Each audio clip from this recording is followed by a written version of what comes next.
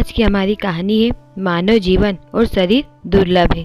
एक बार की बात है, एक दयालु राजा ने एक लोहार की दुर्दशा देखकर उसको एक चंदन का बगीचा उपहार में दे दिया।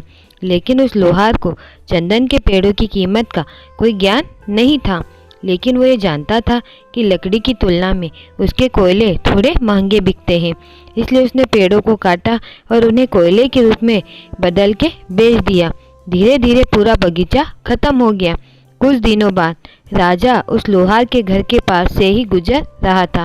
राजा ने सोचा कि लोहार अब बहुत अमीर हो गया होगा, से मिलकर उसका हालचाल पूछता चालू।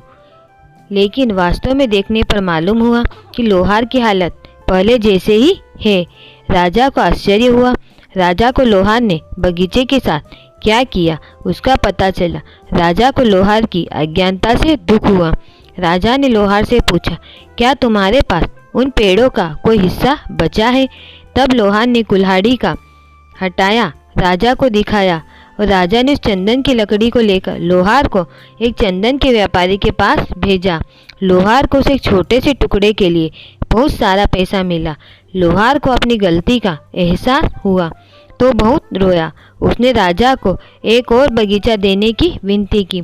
ऐसा तोहफा बार बार नहीं मिलता कहकर राजा ने उसे मना कर दिया। अब इस कहानी को हम अपने जीवन के जोड़कर देखते हैं। दोस्तों, हमारी जिंदगी भी उस लोहार की तरह है। हमें अपने जीवन का महत्व जीवन के अंतिम श्वासों में ही समझ आता है। जब हम समझते हैं तब हम कहते हैं, भगवान मुझे थोड़ा और समय दे दो। लेकिन उस समय मिलना असंभव है। मानव जीवन अनमोल है।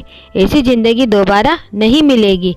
कहानी का सार, इस दुनिया में नंबर 1 दुर्लभ चीज क्या है? मानव जीवन और मानव शरीर। इस चंदन का मूल्य समझ लो, वरना उसका कोयला तो होना ही है।